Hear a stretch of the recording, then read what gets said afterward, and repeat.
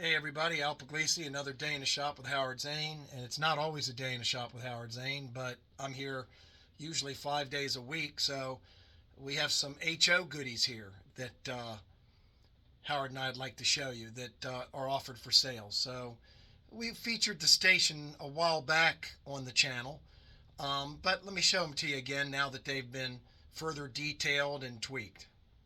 Here we go. Hey Howard, how you doing? Great piles of petrified pig poop. Pig poop day. Pig poop. And this is Beacons van lines. Well, it's could be a storage facility for beacons. Could be a van lines. Could be off-road facility. Who knows? I had the sign and it seemed to fit, so we made the beacons. I love it. It's a beautiful specimen. It's HO, and we just measured it. It's about 25 inches long, and it's by about 8 inches deep. That's correct. So it's going to take up a footprint of about 25 by 8. And why don't you slowly spin it around, Howard, if you can? I'm going to show folks.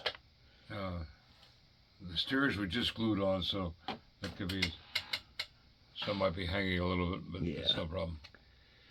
Now, we cut a flat piece of gator foam for you, folks, or if you want a diorama. Generally, the flat dioramas are a couple $100, right, Howard, for a flat one? Flat one's a couple hundred.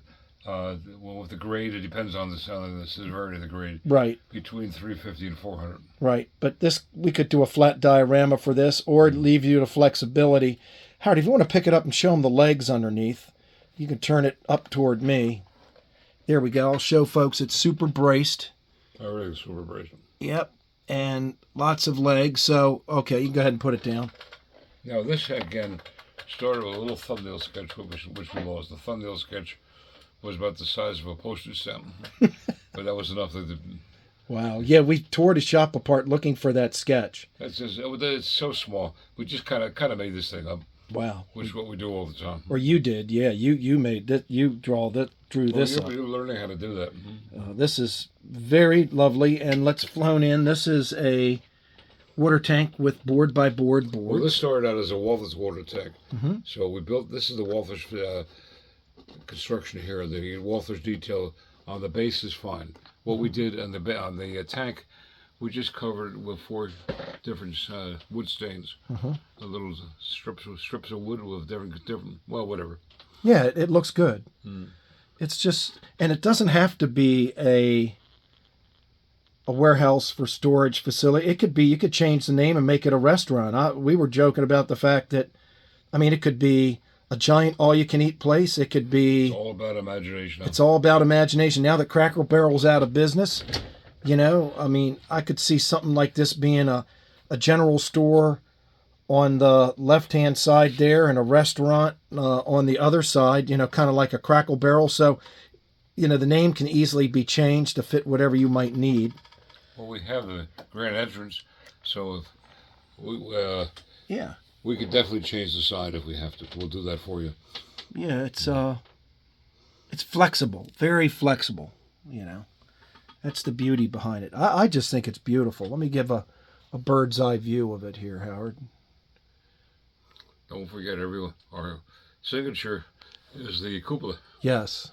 Which, as I told one lady at the train show, she asked me about why do all my buildings have cupolas, and I kind of ticked her off. I said, well, it's a man thing. It's a man thing. Yeah, we had someone write in the other day, why are these giant cupolas on the buildings? Because it's a man thing. It's interesting. Technically, they do get rid of heat. The heat rises. In the old days, cupolas, church steeples, any kind of any kind of structure rising above the main building was used for cooling. Yeah. And some were so efficient. I can remember back, I went to a church with a friend of mine. It would have been around 1953, and there was no air conditioning, but they had a huge steeple and the vents were open, and it was so cool in there. Wow. So it does work. Now, cupolas, they can open the windows.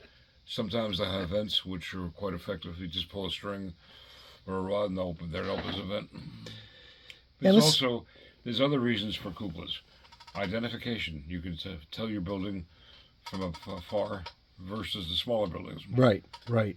then of course, whatever. They look great. They look great. And let's spin it around and show the back one more time. And this one is $1,700.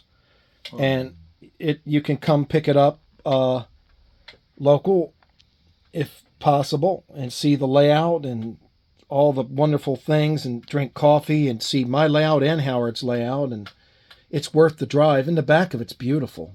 Well, the coffee's terrible. Yeah, it's worth it. Worth it. So this one, as is 17. And again, if you want it on a diorama, that would be a little bit extra. But some folks like it this way because it's easier for them to work it into their layouts. Absolutely. You know, and let's show them the other building. This is the station. Another reason if I put cupolas on buildings, watch. Oh, yeah. Very sturdy. Good handle. I don't recommend doing that. No. I can do it. No. This one we added some detail to. This one started as a sketch. You can see, I think the sketch is over here. Yeah, let me pan over to it. The sketch. That was a 20-minute sketch, not a 5-minute sketch. Wow. Yeah, we featured this a while back on the channel, but it didn't have. Before you put all the goodies on it. Right, we didn't put any of the detail in it. Down on the bottom. This was a super deal by Alpha Casey. Yeah, added those details for Howard. Why don't you get a lower view? Yeah, let me get down, Howard. My knee is killing me, so go ahead and keep spinning it. Now, the size of this one is 7 by 18 inches. That's correct. And it just so happens to fit an exact opening I have for a passenger station on my layout in Winston. What he's saying, if you don't buy it in a hurry, yeah, you're competing with Al. Yeah, if you don't buy this, it's going to wind up on my layout. But this one's also $1,700, and it's just drop dead gorgeous. It's very interesting.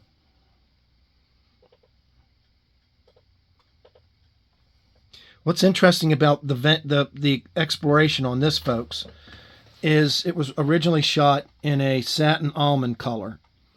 And it was very bright when the walls were originally shot and the green was originally shot. And Howard did his magic with the alcohol ink. Well, I was always planning to do that. And the pastels. And it completely changed the color of it. It really did. Well, it's so much color. It did change the color, but it changed the look of it. Oh, yeah. Dramatically. And as passenger service was on the downward trend during the 40s and the 50s, a lot of these stations wanted to disrepair, and they didn't clean it up as much as they should have. Yeah. And it did look like this actually, and many worse. Yeah. Wow. And this one's also 1,700. So, folks, if you're interested in these, contact us at alpug1@verizon.net. Now, both of these can be built in O-scale. Yes. Yes, they can.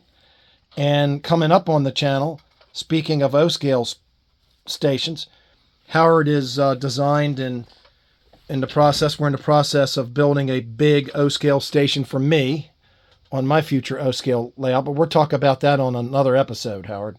It's, yeah. Yeah. Well, thanks. That's a whole episode right there. That's going to be a whole episode. Well, Howard, thanks very much for showing us these. Yeah, thank you. And again, you and I love doing this stuff. It's not like it's a chore. It's nice to buy something from folks that actually love what they're doing. Yeah. And we are those people. Yeah, these really are beautiful. Thanks, folks. Thanks for watching. Please hit the subscribe button. We desperately need subscribers. That's how YouTube pushes out the videos. The more subscribers, the more they push us out.